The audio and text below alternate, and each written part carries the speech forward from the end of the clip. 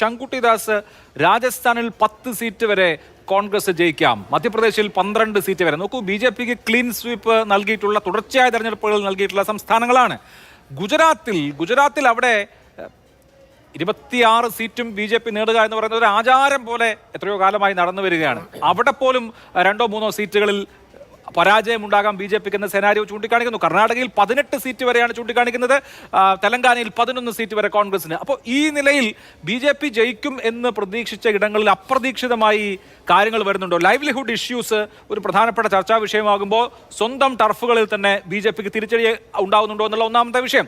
രണ്ടാമത്തേത് മഹാരാഷ്ട്ര, 48 സീറ്റുള്ള മഹാരാഷ്ട്ര ഒരു ബാറ്റിൽ ഫീൽഡ് സംസ്ഥാനമാണ്. അവിടെ ഈ ഉദ്ധവ് താക്കറേക്കും ശരത് പവാറിനും അനുകൂലമായി ഉണ്ടാവുന്ന ഒരു ഇമോഷൻ വേവ് അത് ദൃശ്യമാണെന്ന് പലരും പറയുന്നു. വരാമതയിൽ ഇന്ന് ഇലക്ഷൻ കഴിഞ്ഞതേ ഉള്ളൂ.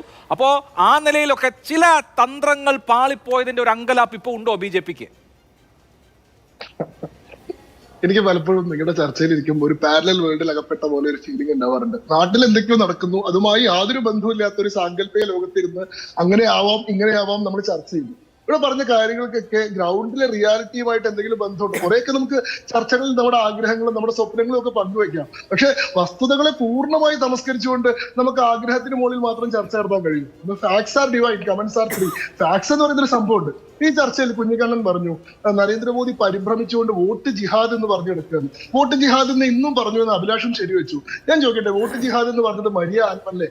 കോൺഗ്രസിന്റെ നേതാവായിരുന്നു, ഇപ്പൊ സമാജ്വാദി പാർട്ടി സൽമാൻ ഖുർഷിദിന്റെ മരുമകളായിട്ടുള്ള മറിയ ആലം യു.പിയിൽ നടത്തിയിട്ടുള്ള തെരഞ്ഞെടുപ്പ് പ്രചരണത്തിൽ സൽമാൻ ഖുർഷിദിനെ വേദിയിൽ ഇരുത്തിക്കൊണ്ടല്ലേ വോട്ട് ജിഹാദ് എന്ന് പറഞ്ഞത്? അതിന് നരേന്ദ്രമോദി മറുപടി പറയല്ലേ ചെയ്തത്? നിങ്ങൾ എസ്.പി നേതാവിന്റെ, കോൺഗ്രസിന്റെ പഴയ നേതാവിന്റെ മരുമകളുടെ ഇത്രയും വർഗീയമായിട്ടുള്ള ഒരു പ്രസ്താവനയെ നിങ്ങൾ ബി.ജെ.പിയെ പരാജയപ്പെടുത്താൻ വോട്ടുകൾ കൊണ്ട് ജിഹാദ് നടത്തണം എന്നുള്ള മുദ്രാവാക്യത്തെ പൂർണ്ണമായി തമസ്കരിക്കുകയും അതിന് പ്രധാനമന്ത്രി മറുപടി പറഞ്ഞത് ബി.ജെ.പി വർഗീയ പ്രചരണം നടത്തുകയാണെന്ന് പറയുകയും ചെയ്യുന്നതിന്റെ സത്യസന്ധത എവിടെയാണ്?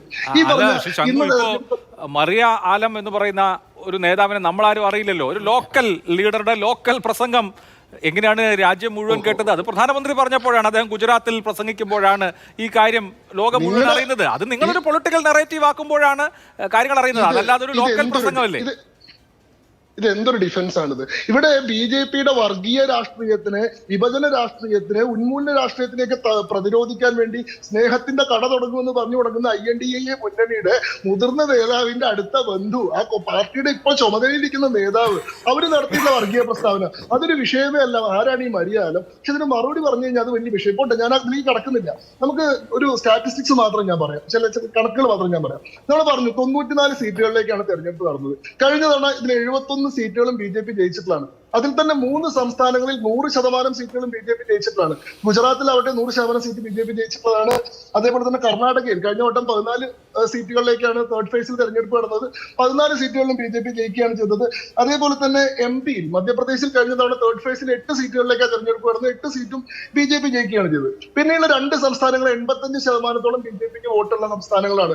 അതിലിപ്പോ ഛത്തീസ്ഗഡ് ആണെങ്കിൽ കഴിഞ്ഞ തവണ എന്താ പറയാ 85% ബി.ജെ.പിക്ക് വോട്ടുണ്ടായിരുന്നു. 6 സീറ്റ് ബി.ജെ.പിക്ക് കിട്ടിയത്. U.P 80% ബി.ജെ.പിക്ക് വോട്ടുള്ള സംസ്ഥാനമാണ്. 10 സീറ്റുകളിൽ കിട്ടിയത്.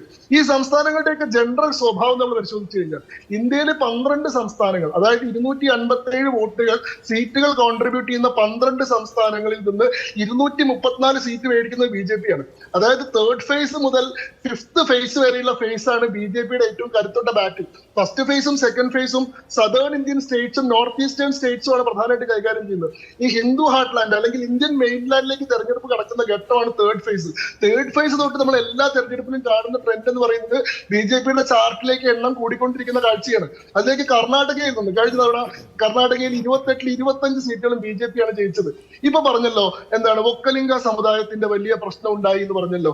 കഴിഞ്ഞ തവണ കർണാടകയിൽ ഈ 14 സീറ്റുകളിലേക്ക് തേർഡ് ഫേസിൽ തെരഞ്ഞെടുപ്പ് നടന്നു. 14 സീറ്റും ബി.ജെ.പി ജയിച്ചു.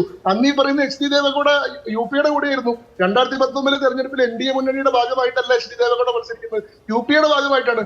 അന്ന് ഈ പറയുന്ന ഒക്കലിംഗ സമുദായം എതിരെ നിന്നിട്ടും 14 സീറ്റും ബി.ജെ.പി മേടിക്കുകയാണ് ചെയ്തത്. മഹാരാഷ്ട്രയിൽ മഹാരാഷ്ട്രയിലെ 48 സീറ്റുകളിലെ 23 സീറ്റും BJP ആണ് മേടിച്ചത് ഒറ്റയ്ക്ക് നിന്നുകൊണ്ട്.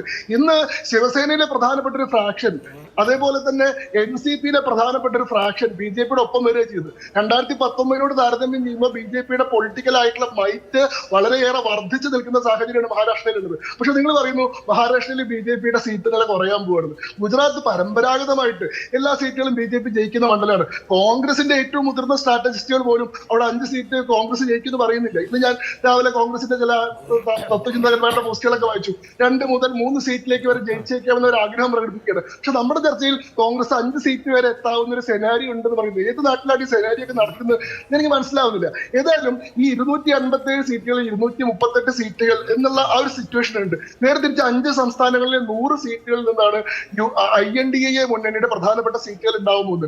ആ രാഷ്ട്രീയ സാഹചര്യത്തിന് ഒരു മാറ്റം ഉണ്ടായിട്ടില്ല. മാത്രമല്ല BJPയുടെ പൊസിഷൻ കൂടുതൽ കൺസോൾട്ടേറ്റ് ചെയ്യപ്പെടുകയാണ് ചെയ്തിട്ടുള്ളത്. 2019 നമ്മൾ പറഞ്ഞത് എന്താ, 2014 ഉണ്ടായിരുന്ന വേവ് ഇല്ല എന്നാ പറഞ്ഞത്. 2014 2 വേവ് ഉണ്ടായിരുന്നു. ഒന്ന് ആന്റി കോൺഗ്രസ് വേവ് ഉണ്ടായിരുന്നു, കാരണം കുറെ അഴിമതികളും കുറെ കറപ്ഷനും കുറെ സ്കാമുകളും കാരണം ആന്റി കോൺഗ്രസ് വേവ് ഉണ്ടായിരുന്നു. അതേ സമയത്ത് ഒരു പ്രോ മോഡി വേവ് ഉണ്ടായിരുന്നു. 2019 ആയപ്പോൾ പറഞ്ഞു 2 വേവ് ഇല്ല, ഒറ്റ വേവേ ഉള്ളൂ. ഒരു മോഡി അനുകൂല വേവ് ഉണ്ട്, പക്ഷെ കഴിഞ്ഞ തവണത്തെ പോലെ അത്ര ശക്തമല്ല, ഭദ്രമല്ല എന്നാണ്. UP അധികാരത്തിൽ വരാൻ സാധ്യതയുണ്ടെന്നാ പറഞ്ഞിട്ട്. പക്ഷേ 2014 കൂടുതൽ സീറ്റ് മേടിച്ച് BJP അധികാരത്തിൽ വരിക ചെയ്ത്. 284 സീറ്റ് ഉണ്ടായിരുന്ന പാർട്ടി 303 സീറ്റുള്ള പാർട്ടിയായി.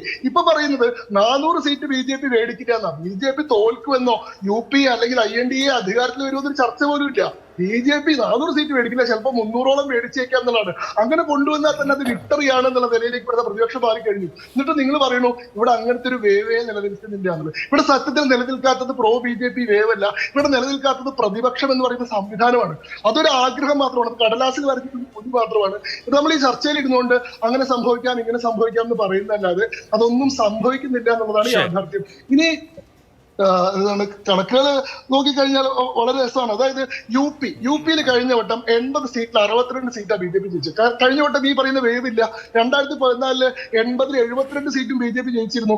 UPയുടെ മേൽനോട്ടം വഹിച്ചിട്ടുള്ള ക്രെഡിറ്റ് കൊണ്ടാണ് അമിത്ഷാ പാർട്ടിയുടെ ദേശീയ പ്രസിഡന്റ് ആയിട്ട് വരുന്നത്. കാരണം ആ തെരഞ്ഞെടുപ്പിൽ UP ഇൻചാർജ് ആയിരുന്നു അമിത്ഷാ.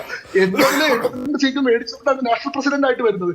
കഴിഞ്ഞ വട്ടം 62 സീറ്റ് ഉണ്ടായിട്ടുള്ളൂ. ഇപ്പൊ UPയുടെ സാഹചര്യം എങ്ങനെ മാറി നോക്കൂ. UPയിൽ ഒരേ സമയം യോഗി ആദിത്യനാഥിന്റെ തുടർച്ചയായിട്ടുള്ള ഭരണം കൊണ്ട് ഇൻഫ്രാസ്ട്രക്ചർ ഡെവലപ്മെന്റ് ഉണ്ടാവുന്നുണ്ട്, അവിടുത്തെ ജീവിത നിലവാരത്തിൽ മെച്ചം ഉണ്ടായിട്ടുണ്ട്. അതേസമയം കൾച്ചറൽ ഫ്രണ്ടിലും BJP UPയുടെ പരമ്പരാഗതമായിട്ടുള്ള എത്രയോ ആവശ്യങ്ങൾ നിറവേറ്റിയിട്ടുണ്ട്, രാം ടെമ്പിൾ ഉൾപ്പെടെ. നിങ്ങൾ പറയുന്നു യാദവന്മാരുടെ പിന്തുണ സമാജ്വാദി പാർട്ടിക്കാണ് ഇപ്പോഴും. സമാജ്വാദി പാർട്ടി യാദവനാണ് എന്നതുകൊണ്ട് ഈ പറയുന്ന സമാജ്വാദി പാർട്ടിക്ക് എല്ലാ കാലത്തും വോട്ട് ചെയ്യുന്ന ആൾക്കാരല്ല. അവിടെ മധുരൈ കോറിഡോർ BJP കൊണ്ടുവന്നിട്ടുള്ള പരിഷ്കരണം, ഈ കാര്യങ്ങളെല്ലാം യാദവ സമുദായത്തെ എങ്ങനെയാണ് സ്വാധീനിച്ചത്? അപ്പോ UPയിലൊക്കെ BJPയുടെ നില മെച്ചപ്പെടാൻ മാത്രമേ പോകുന്നുള്ളൂ എന്ന സാഹചര്യം നിലനിൽക്കുമ്പോൾ BJPക്ക് ഇത്തവണ 94 സീറ്റുകളിൽ നിന്ന് 85ഓളം സീറ്റുകൾ കിട്ടുമെന്ന് BJPയുടെ ആന്തരികമായിട്ടുള്ള പ്രഡിക്ഷൻ പറയുമ്പോൾ ശരി, നിങ്ങൾ പറയുന്നു ഇങ്ങനെയൊന്നും സംഭവിക്കില്ല, നിങ്ങളുടെ ആഗ്രഹം നടക്കട്ടെ. പക്ഷെ ഒരു കാര്യമുണ്ട്, വൺ സൈഡഡ് ആയിട്ടുള്ള ഇലക്ഷൻ നടക്കും.